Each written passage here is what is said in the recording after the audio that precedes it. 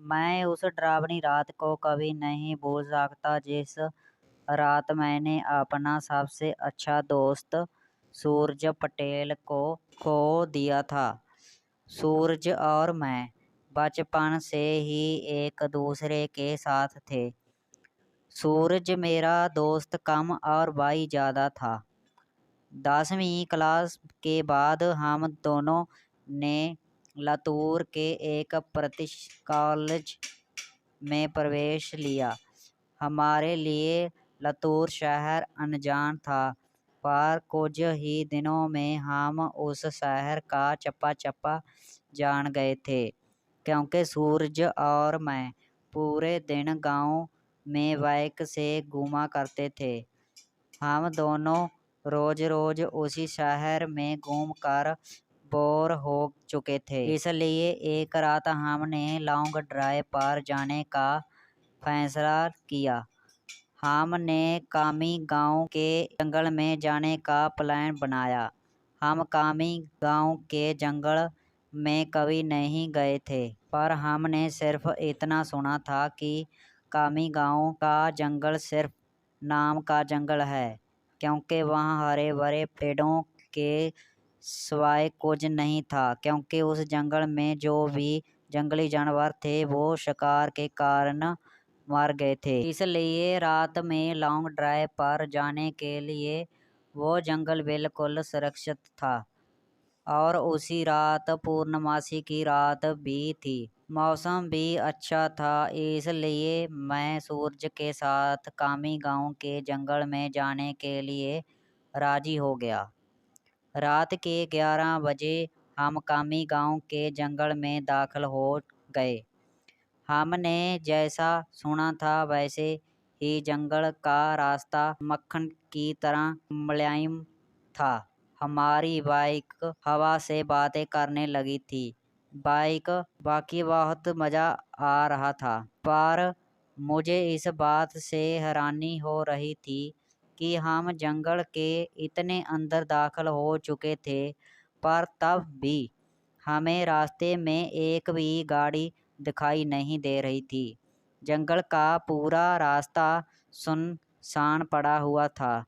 तभी रास्ते में हमें एक पुल दिखाई दिया। सूरज ने उस पुल के बीचों बीच बाइक रोक दी। वो अंग्रेजों के द्वारा नदी में बनाया गया 100-200 साल पुराना ब्रिज था। पुल के बगल में एक बड़ा सा बोर्ड लगा हुआ था और उस पर लिखा हुआ था ST जॉर्ज ब्रिज।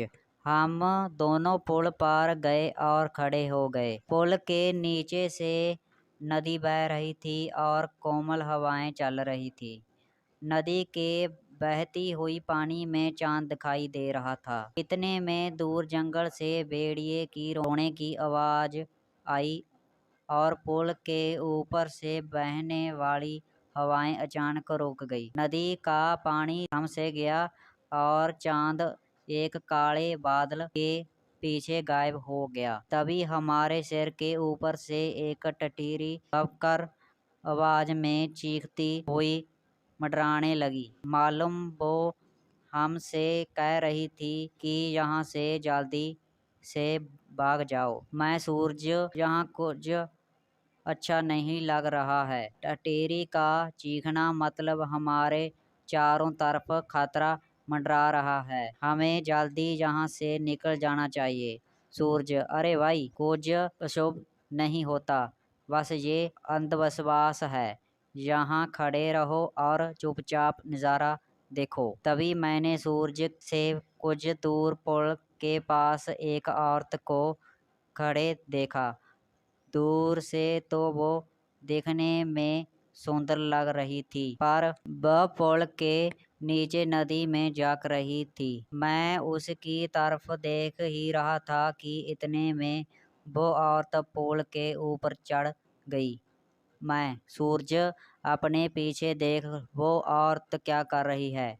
सूरज ने पीछे मुड़कर देखा। वो औरत अभी भी पुल के रेलिंग के ऊपर चढ़ कर नदी में देख रही थी। सूरज, भाई, वो खुदकुशी करने की कोशिश कर रही है। सूरज ने मुझसे कहा खुदकुशी। ये शब्द सुनकर मेरे हाथ पैर कांपने लगे, क्योंकि जब मैं एक बच्चा था तब मेरे दादाजी ने खुद को फांसी लगा करके खुदकुशी कर ली थी, और वो मैं ही था जो उन्हें पहली बार फांसी पर लटकते हुए देखा था। उधर सूरज इस औरत को रोकने के लिए उसकी तरफ भागा, लेकिन मैं वहीं खड़ा रहा, क्योंकि फांसी पर लटकते हुए मेरे दादाजी मेरे सामने आ रहे थे। सूरज तेजी से चिल्लाया, अरे चाची, क्या कर रही हो? उतरो, वहां से गिर जाओगी। सूरज की आवाज़ सुनकर मैं होश में आया। सूरज उस औरत के बहुत ही करीब जा पहुंचा था और तभी वो औरत नदी में कूद गई। तब तक मैं दौड़ते हुए सूरज के पास जा पहुंचा। वो औरत हमारे सामने नदी में डूब रही थी और चीख रही थी, बचाओ बचाओ। पर हम उसे सिर्फ डूबते हुए देख रहे थे, क्योंकि हम दोनों बहुत ज्यादा डर गए थे। वो औरत मदद के लिए बुला रही थी। फिर तभी सूरज ने अपनी टी शर्ट उतारा और पुल के रेलिंग पर चढ़ गया।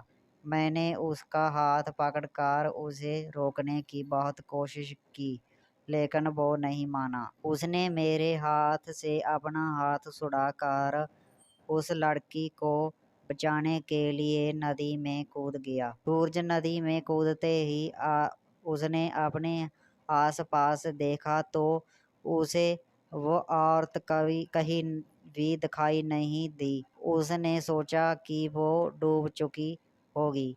फिर उसने गहरी सांसें ली और पानी के अंदर डुबकी लगाई। कुछ देर बाद वह पानी के ऊपर आया, लेकिन वो लड़की कहीं नहीं दिखाई दे रही थी। मैंने आंखें बंद करके भगवान से प्रार्थना की, लेकिन जब मैंने आंखें खोली तो मेरे बगल में ही पुल की रेलिंग पर वही औरत बैठी थी जो कुछ देर पहले नदी में कूद गई थी। वह किसी जंगली जानवर की तरह पुल की रेलिंग पर बैठी हुई थी और नदी में सूरज की तरफ देख रही थी। मैं मन ही मन सोच रहा था कि तभी मुझे लगा कि ये औरत नहीं बल्कि एक चुड़ैल है, और मैं डर के मारे कांपने लगा और जोर से चिल्लाया, सूरज! तभी वो चुड़ैल ने मेरे तरफ देखा, और वो जैसे ही देखा मेरा सिर से पैर तक कांपने लगा। उसका चेहरा काला और आंखें पीली थी। माथे पर बड़ा सा कुमकुम था और नाक में बड़ी सी नत्थी। उसके नखीले दांत उसके मुंह से बाहर निकले हुए थे और उसके नाखून जंगली जानवर की तरह लंबे और नुकीले थे। चुड़ैल, क्या हुआ? मुझे ढूंढ रहे हो? हंसते हुए बोली। सूरज पानी की सतह से हमें देख रहा था। उसे भी पता चल चुका था कि ये कोई औरत नहीं बल्कि ये एक चुड़ैल है। सूरज हमें चौड़ी आंखों से देख रहा था। मैंने सोचा अब ये चुड़ैल मुझे इसी पुल पर चीड़ फाड़ कर मार डालेगी और फिर मेरी कच्चे मांस को चबा चबा कर खा जाएगी, क्योंकि मैं अकेले ही उसके पकड़ में आ गया था और डर के मारे मैंने अपने पैंट में पेशाब कर दी। चुड़ैल, डरो मत, मैं तुम्हें नहीं उसे अपने साथ नदी में ले जा रही हूँ। जब मैं ये सुना तो मेरा दिल डर से दहल उठा। मैंने सूरज से चिल्लाते हुए कहा, सूरज, जल्दी से पानी से बाहर निकलो, नहीं तो ये चुड़ैल तुम्हें पानी में ले जाएगी। सूरज पूरी तरह से डर गया था। उसके हाथ पैर सुन्न हो गए थे। उसे एहसास हो गया था कि वो नदी में से बाहर नहीं निकल पाएगा, क्योंकि वो नदी के बीचों बीच था। चुड़ैल मेरे तरफ देखकर मुस्कुराई और फिर नदी में छलांग लगा दी। सूरज आखिरी बार चिल्लाया और चुड़ैल उसे पानी में अपने साथ ले गई। कुछ देर तक पानी में से बुलबुले निकलते रहे, पर कुछ देर बाद वो भी बंद हो गए।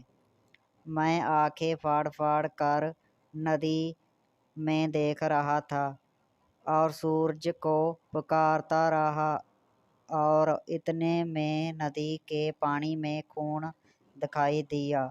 मेरी आंखों में आंसू आ गए और मैं समझ गया कि उस चुड़ैल ने सूरज को मार दिया है। मैं वो सदमा बर्दाश्त ना कर सका। मेरी आंखों के सामने अचानक अंधेरा छा गया और मैं उसी जगह पर बेहोश हो गया। जब मुझे होश आया तब सुबह हो चुकी थी। मैं 4-5 लोगों से घिरा हुआ था। पुल पर काफ़ी सारे लोगों की भीड़ जमी हुई थी। लोग पुल के नीचे झांक कर देख रहे थे।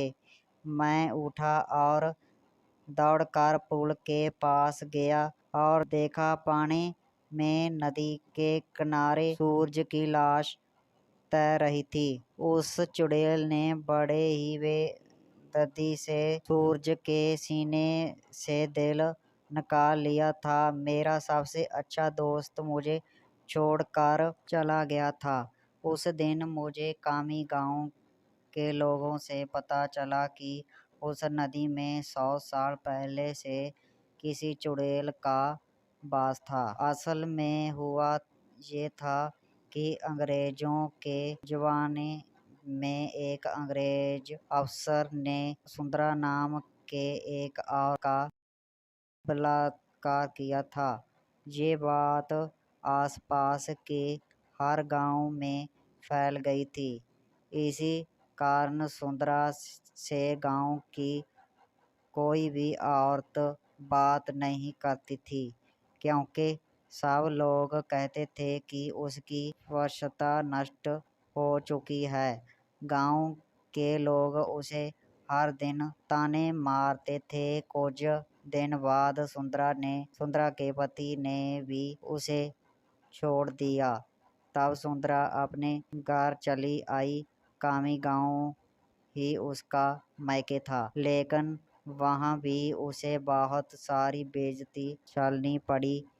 वह हर दिन लोगों के ताने सुनकर तंग आ गई थी। इसलिए एक दिन पूर्णमासी की रात सुंदरा ने कामी गांव के एसटी जॉर्ज ब्रिज से नदी में कूदकर खुदकुशी कर ली थी। मरने के बाद वो चुड़ैल बन गई और पूर्णमासी की रात सुंदरा उस ब्रिज पर आती थी और लोगों को इसी तरह कप से अपना शिकार बनाती थी। कामी गांव के कुछ बुजुर्ग लोग ये भी कहते हैं कि 100 पुरुषों या लड़कों का दिल खाने के बाद वो चुड़ैल फिर से एक सुंदर औरत बनने वाली थी। इसलिए वो सिर्फ पुरुषों और लड़कों को अपना शिकार बनाती थी और उनका दिल कच्चा चबा जाती थी। सूरज के मरने के बाद कामी गांव के एसटीजाज ब्रिज पर कभी भी वो चुड़ैल दिखाई नहीं दी। इसलिए कामी गांव के लोग कहते हैं कि मेरा दोस्त सूरज उस चुड़ैल का आखिरी शिकार था और उसके बाद वो फिर से जिंदा और सुंदर ऋषि बन गई और अभी वो किसी आदमी के साथ संबंध जीवन जी रही